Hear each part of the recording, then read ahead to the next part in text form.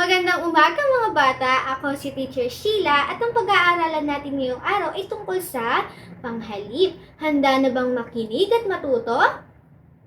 Mahusay! Kung ganon, manatili at sabay-sabay nating alamin at pag-aralan ang isa sa mga bahagi ng pananalita, ang panghalip. Bago ang lahat, alamin muna natin ang ating layunin. Sa pagtatapos ng ating klase, ang ating layunin ay inaasahan na nakikilala na ninyo ang iba't ibang uri ng panghalip na kabubuo ng mga sariling halimbawa sa bawat uri ng panghalip. Ano nga ba ang panghalip? Ang panghalip o pronoun sa salitang Ingles ay ang uri ng salita na inihahalip o pamalit sa isang pangalan na nagamit na sa isang pangungusap o talata. Ito ay bahagi ng pananalita na ginagamit upang maiwasan ang paulit-ulit na pagbangkit sa isang pangalan. Merong 7 uri ng panghalip. Ang panghalip na panao, pananong, panaklaw, pamatlig, pamangkit, paari at panghalip na patulad. Unahin natin ang panghalip na panao. Ang panghalip na panao o personal pronoun sa Ingles ay ginagamit na pamalit sa mga pangalan ng pangtao. Ito ay may 3 anyo at 3 panauhan. Ano-ano kaya ang mga ito? Unahin natin ang mga panauhan sa panghalip na panao.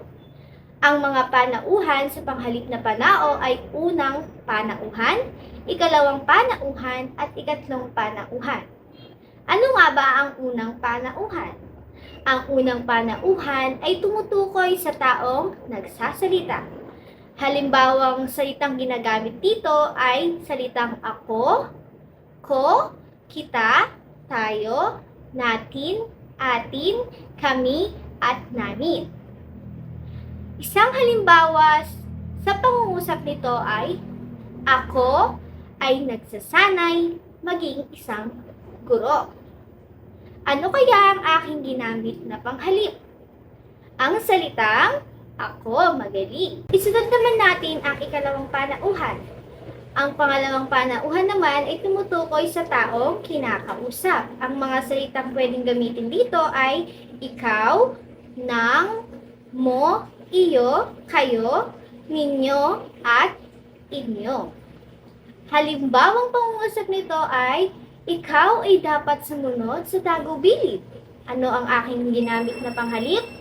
Ang salitang ikaw, magaling. Tatlong panauhan naman ay tumutukoy sa taong pinag-uusapan. Ang mga salitang pwedeng gamitin dito ay ang salitang niya, kanya, sila, nila, at kanila. Halimbawang pangungusap nito ay sila ay dapat tularan. Ano ang aking ginamit na panghalip? Ang salitang sila. Mahusay. Kailanan ng panghalip na panao. Mayroong 3 kailanan ang panghalip na panao. Ito ay ang isahan, dalawahan, at maramihan. Isahan, ito ay ginagamit kung ang pangalang pagtao ay pinabanggit ay isa lang. Ang ako, ko, akin ay para sa unang panauhan. Ikaw, ka, mo, at iyo naman para sa pangalawang panauhan. Siya, niya, at kanya naman para sa pangatlong panauhan. Dalawahan. Ito ay ginagamit kung ang pinabanggit na pangalan ay 2 tao lamang. Ito ay ang kita at tayo para sa unang panauhan. Kayo at inyo naman para sa pangalawang panauhan. At sila at tila, kanila para sa pangatlong panauhan. At ang panghuli ay ang maramihan. Ito naman ay ginagamit para sa maramihan o grupo ng tao. Tayo, kami, amin, at natin ay para sa unang panauhan. Kayo, inyo, ninyo naman para sa pangalawang panauhan. Sila, nila, kanila naman para sa pangatlong panauhan. Mga halimbawa ng panghalip na panao. Upang mas lalo mong maintindihan ang ating aralin, narito ang mga halimbawa ng panghalip na panao na ginagamit sa mga pangungusap. Awa, si Ana ay may kapatid na 3 babae at 2 lalaki.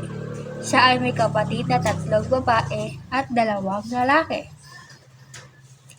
Si Christopher at Richard ay kabilang sa stage play sa kanilang paaralan. Panghalip na pananong. Mga salitang ginagamit natin sa pagtatanong na maaring tungkol sa tao, bagay, panahon, lunan at pangyayari. At meron itong dalawang uri ng panghalip na pananong, ang isahan at ang maramihan. Ang panghalip na pananong na isahan ay ginagamit upang itanong ang impormasyon tungkol sa isang tao o bagay lamang. At ang mga halimbawa ng salitang pananong sa isahan ay ang ano, saan, alin, ilan, magkano, at kanino. At ang halimbawa ng pangungusap nito ay ang sino ang nagturo sa iyo ng pagluluto. Sunod naman ay ang panghalip na pananong na maramihan. Ito naman ay ang mga panghalip na ginagamit upang itanong ang impormasyon tungkol sa dalawa o higit pang mga tao o bagay. At ang halimbawa nito sa maramihan ay ang ano-ano, sino-sino, alin-alin, ilan-ilan, saan-saan, magka-magkano at kani-kanino. At ang halimbawa nito na pangungusap ay ang sino-sino ang mga kasama mo sa pamamasyal. Pangatlo, panghalip na panaklaw. Ito ay isang panghalip na hindi tumutukoy sa sino mang tao, bagay, hayop, lugar, pangyayari o halaga. Sinasaklaw nito ang kaisahan, dami o kalahatan ng pangalang tinutukoy. Maaring maging isahan o maramihan ang mga panghalip na panaklaw. At ang mga salitang ginagamit sa panghalip na panaklaw ay sinuman, anuman, alinman, lahat, walang sinuman, marami, ilan, karamihan, isa, gaano man, kailanman, iba, madla, balana, magkano man, paano man, saan man, pawa, ilan man. At ang halimbawa nito na pangungusap ay, saan ka man makarating, huwag mong kalimutang magdasal sa Panginoon. Hi mga bata! Ako nga pala si Ma'am Aliana Mitch Makapagal. Pang-apat, panghalip na pamatlig. Ang panghalip na pamatlig ay ginagamitan ng panghalili sa ngalan ng tao, bagay, at iba pa na tinuturo. Tinatawag itong demonstrative pronoun sa wikang Ingles. Narito ang uri ng panghalip pamatlig. Una, pronominal. Ito ay ang pamalit laman sa pangalan na ayaw ng ulit-ulitin pa. Kabilang sa pronominal na panghalip na pamatlig ay ang ito, nito, dito, iyan, niyan, diyaan, iyon, roon, at doon. Narito naman ang halimbawa. Dito ko nakita ang aking bag. Pangalawa, pahimaton. Ito ay humahalili sa mga pangalan na itinuturo o tinatawag ng pansin. Kabilang dito ay ang ito o heto, ayan o hayan, at ayun o hayun. Halimbawa, heto ang mga gamit na pinakuha mo. Pangatlo, patulad. Ito ay ginagamit sa pagpapahayag ng pagkakatulad. Kabilang dito ay ang mga salitang ganito, ganyan o ganyan, at gayon o ganoon. Narito naman ang halimbawa natin para sa patulad mga bata. Ganyan ka ba maglakad? Pang-apat, panlunan. Ito naman ang paghahalili sa puok na kinaroroonan. Kabilang dito ay ang mga salitang nandon o narito, nandyan o nandyan, nariyan, naroon at nandoon. Narito naman ang halimbawa natin mga bata para sa panlunan. Nariyan na si Ma'am. Panghalip na pamanggit. Mula sa salitang banggit, ang panghalip na pamanggit ay ginagamit na tagapag-ugnay ng dalawang pananalita o kaisipan. Ito ay tinatawag na relative pronoun sa wikang Ingles. Ang mga sumusunod ay mga panghalip na pamanggit. Ito ay ang umano o di umano, ani, nya, daw, at raw. Mga halimbawa ng panghalip na pamanggit. Ang sabi niya umano ay sa kanyang mga kasama ay pwede na silang magdaldalan habang nasa trabaho. Sabi daw ni Aurora, na siya ay matutulog muna. Panghalip na paari. Ang panghalip na paari ay nagsasaad ng pag-aari at inihahalili sa pangalan ng pagmamay-ari ng bagay. Nagmamay-ari ng bagay. Ito ay tinatawag na possessive pronoun sa wikang Ingles.